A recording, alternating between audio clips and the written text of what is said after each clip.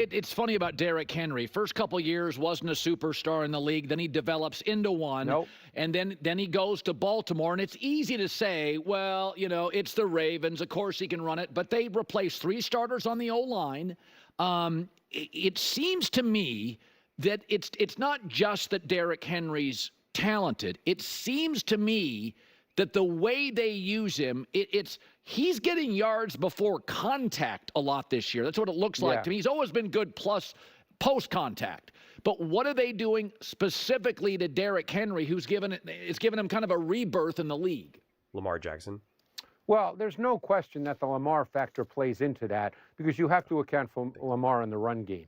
So there's no question that the way defenses have to align has to have an accounting for Lamar Jackson, and that impacts run support. So it's not just as he was in Tennessee where they would just line up and give him the ball. But I think Henry as a whole, it's funny. I remember talking to a coach who was at Alabama at the time, and he's now in the NFL, and I wasn't sure after 2 years if Derrick Henry could be what he's become. Same. And I'll be the first to admit I was wrong because obviously Derrick Henry's on his way to being a Hall of Fame back.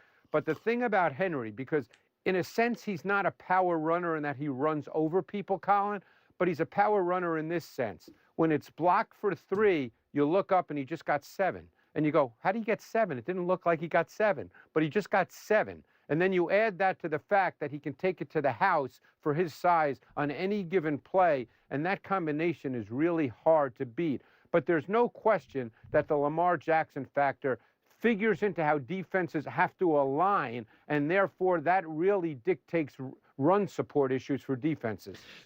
Yeah, I'm glad I said that before he said that because I was like, you're gonna take you're gonna say Lamar, and then I'm just gonna be like, yeah, Lamar. So I said it first. But yeah, I mean, we saw that perfectly with Saquon Barkley and Jalen Hurts. And when Jalen Hurts went down, Saquon Barkley, his run game completely changed. For the longest time, he was getting so many more yards before contact. Jalen Hurts goes down, and all of a sudden, he's being tackled for losses. What people need to understand, and I think they do at this point, they have to, when you have a true running threat at the quarterback position, and the quarterback who can also still throw the ball, when you combine them with a truly great and special run game, like Saquon, like Derrick Henry, this is what you get. It's not a surprise that we're seeing both these running backs have amazing years. Absolutely amazing top-level years. And they're both technically not really 100% truly in their physical prime of being like 23, 24, fresh legs, let's go. And yet we're still seeing them essentially have like their best seasons, especially Saquon. Best like individual season. And that's a huge thing. That's a huge thing. So with Lamar Jackson there, I mean, it's going to add a whole nother layer to this. I mean, do you think that Derrick Henry would be having this same year if they put him on the New York Giants? No. The Cowboys? No. I mean, listen, Derrick Henry will have success no matter where he went, like Saquon. But we're talking about force multiplying. But it's a two-way street, though. Because Derrick Henry is now also making the life significantly easier of Lamar Jackson. Lamar Jackson now gets multiplied. Like, it's a two-way street.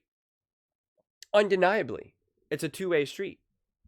So I would not be surprised if, as the years go on, whether it continued with Lamar or the Jalen Hurts of the world, or just these new up-and-coming, more mobile running type quarterbacks like a Jaden Daniels, that you're going to see teams be like, we need to get, I don't care where we draft him, but like, we're going to get another really big dynamic runner, because both the Eagles and the Ravens are offering masterclasses on how to do it, on how to establish the run game with both their quarterback and running back, and just how physically imposing and demoralizing it can really be.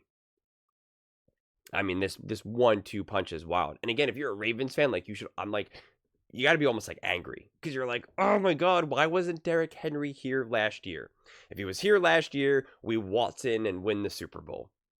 We would now be competing for a back-to-back. And so you're just like, come on, let's go. Defense, step up. We got the offense. We are dominant. Like, let's go. A lot of people doubted what Derrick Henry would be able to do this season. A lot. And again, I think the Ravens deserve a lot of credit. I think Lamar deserves a lot of credit. And I think Derrick Henry, of course, himself deserves a lot of credit. And that's why I really kind of defended at the beginning of the season, is that it was going to take them time to figure out how to maximize a Derrick Henry. What's the best way to utilize him? How does he feed off of a quarterback and work off of a quarterback like Lamar Jackson? It's going to take a second. We've never seen as great of a running quarterback, and I know Lamar's more than a running quarterback, so I'm not saying that as like he's just a running quarterback. I just mean a quarterback who can run as great as him. He literally just passed Michael Vick's record. As well as such a great running back in Derrick Henry. We've never seen that before. Because even Jalen Hurts, as great of a runner as he is, and as mobile as he is, he's obviously not Lamar Jackson. I mean, he won't even doubt that. They're different type of runners, but Lamar Jackson is obviously way more of a threat in that regard and can do more damage. And yet we see how much that feeds off of. And it's just, they're letting everyone know this is a fantastic way to go about it, man. This is the way how you can attack this. And it's more than just saying like, okay, we're just going to establish the run. No, we're just going to establish the run. Or we're just going to hand the ball off and have Derrick Henry kind of just rip through some people and get the 4 to 5 yards. And now Lamar only has to be 2nd and 5 instead of 2nd and 8. Like it's more than just that. It's way more than just that. Like defenses have to play you in a completely different way,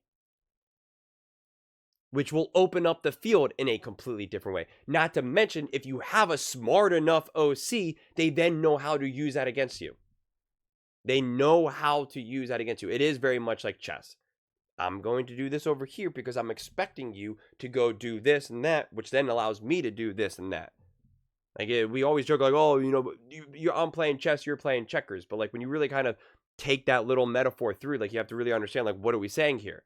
It's like, I know, because some coordinators will be able to be like, I know how to maximize this, or I know how to, you know, utilize this, a running quarterback, a running back, etc. I can get his big chunks and yards, this and that, and have put his points. But the next level of that is, and now I know how to expose what how the defenses need to play against us because of what we can do offensively. That's that next gear. That's that next level. That's when you can see the Texans winning 31-2. Blowing people out. Dominating offensively. That's that next level. So it's just, it's exciting to see the Ravens and what they're doing, especially offensively, just brings a huge smile to my face these days. And at this point, it feels like the stakes can't be higher, honestly. It feels like they can't be higher. I know they had a ton of hype last year. They were there, home field advantage, all that. Most people thought it was theirs to lose this year because of the season unfolded and just because of, you know, just other organizational changes and stuff, roster, whatever. They did not have that same level of hype throughout this season. It was the Chiefs, the Lions, even the Eagles at times. And the Ravens were never quite there.